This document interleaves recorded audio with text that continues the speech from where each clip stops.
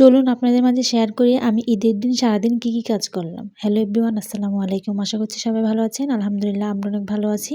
চাঁদ রাতের দিন কিন্তু সারাদিনই বৃষ্টি হয়েছে। সকাল থেকে বিকাল পর্যন্ত কিন্তু বৃষ্টি হয়েছে। সারাদিন কাজ করা শেষে তারপর আমরা বসে পড়লাম মেহেদি দেওয়ার জন্য। কারণ ঈদ মানে কিন্তু মেহেদি।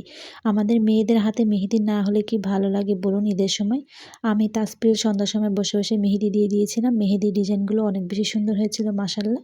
তারপর রাতে খাওয়া দাওয়া শেষ করে ঘুমিয়ে পড়েছি। সকাল সকাল ঘুম থেকে উঠতে হবে, কারণ সকালে অনেক কিছু রান্নাবান্না করার আছে। সবাই নামাজ পড়তে যাবে, নামাজ পড়ার আগে একটু মিষ্টিমুখ করে যাবে। এজন্য সকাল সকালে ঘুম থেকে উঠে প্রথমে আমি সেমাইটা রান্না করে নিয়েছিলাম।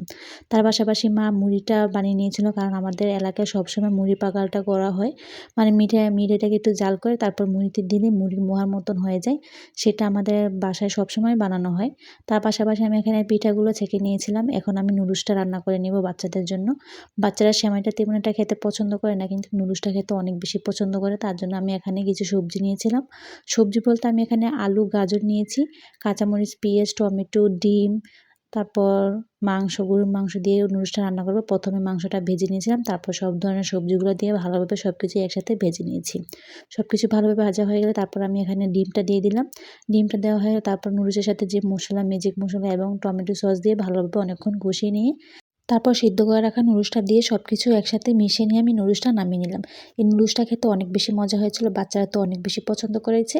যাই হোক, সকালে নাস্তাটা বানিয়ে নিয়েছি। এখন আবিদকে আমি গোসল করিয়ে রেডি করে দিলাম। নতুন পাঞ্জাবি পরে, টুপি পরে, জায়নামাজ হাতে দিয়ে দিলাম। ও নানার সাথে ঈদগাহে যাবে নামাজ পড়ার জন্য। মাশাআল্লাহ, ওকে অনেক বেশি সুন্দর দেখা যাচ্ছিল। তার পাশাপাশি তাসপিলও গোসল করে নিয়েছে। আমি ওকে সুন্দরভাবে রেডি করে দিয়েছিলাম, একটু সাজুগুজু করে দিয়েছি। তারপর কিন্তু তাসপিলা, আবিদ সবাই কিন্তু সকালে নাস্তাটা করে নিয়েছে। প্রথমে অল্প একটু সেমাই খেয়েছিল, তারপর নুডলসটা খেয়েছিল। নুডলসটা খেয়ে বলেছে নুডলসটা নাকি অনেক বেশি মজা হয়েছে।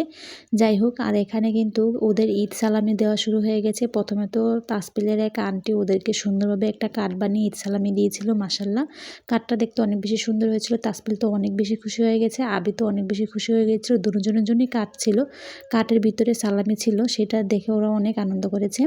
তারপর আমরা সকালে নাস্তাটা করে নিলাম। আমি তো সেমাই, নুডলস, সাথে মুড়ি, পিঠা সব কিছু দিয়ে সকালে নাস্তাটা করে নিলাম। আলহামদুলিল্লাহ, নুডলসটা খেতে আসলে অনেক বেশি মজা হয়েছিল। তারপর খাওয়া দাওয়া শেষ করে চলে আসলাম এখানে দুপুরে রান্নাবান্না করার জন্য। যেহেতু এতদিন রোজা রাখার পর এত কিছু খেতে একদমই ইচ্ছে করছে না, এই জন্য শুধু আজ আমরা এখানে রান্না করব গরুর মাংস, তার সাথে পোলাও এবং মোটা ভাত, সাথে আরও মাছ তরকারি, ভাজি এসব ছিল। কিন্তু সেগুলো আর ভিডিও করিনি, শুধু মাংসটার ভিডিও করেছিলাম। মাংসটাকে ভালোভাবে ধুয়ে পরিষ্কার করে নিয়েছি। ভালোভাবে এটাকে সব ধরনের মশলা দিয়ে অনেকক্ষণ কষিয়ে নিয়ে তারপর আমি আলুটা দিয়ে ভালোভাবে কষিয়ে নিয়েছিলাম। কষানোর সময় অনেক সুন্দর একটা গ্রান আসছিলো, আর মাংস তরকারির কালারটা দেখেই বোঝা যাচ্ছে খেতে অনেক বেশি মজা হবে। মাংস তরকারিটা দেখতে দেখতে প্রায় আমার রান্না করা শেষ হয়ে গেছে। তারপর আমি জিরা গুঁড়ো দিয়ে মাংস তরকারিটা নামিয়ে নিয়েছি। তারপর আমি গোসল করে নিয়েছি। সবাই একসাথে বসে দুপুরে খাবারটা খেয়ে নিলাম। আলহামদুলিল্লাহ, এখানে কিন্তু শুটকি ভর্তা বানানো হয়েছিল। পোলাওর সাথে একটু শুটকি ভর্তা হলে খেতে ভালোই হয়। তারপর গরুর মাংস দিয়ে খেয়ে নিলাম। আলহামদুলিল্লাহ, সবগুলো খাবারই খেতে অনেক বেশি মজা হয়েছিল। আলহামদুলিল্লাহ, আজ ঈদের দিনটা তো আমাদের অনেক বেশি ভালোই কেটেছে। আপনাদের কার কেমনভাবে ঈদের দিনটা কাটিয়েছেন জানাবেন। আর আমার ভিডিওটি যদি ভালো লেগে থাকে সবাই আমার পেজে একটা লাইক, একটা কমেন্ট, এটা শেয়ার করে যাবেন। আর এই ছিল আজ আমাদের সারাদিনের একটা ভিডিও। আশা করি আপনাদের কাছে ভালো লাগবে। সবাইকে অনেক বেশি ধন্যবাদ।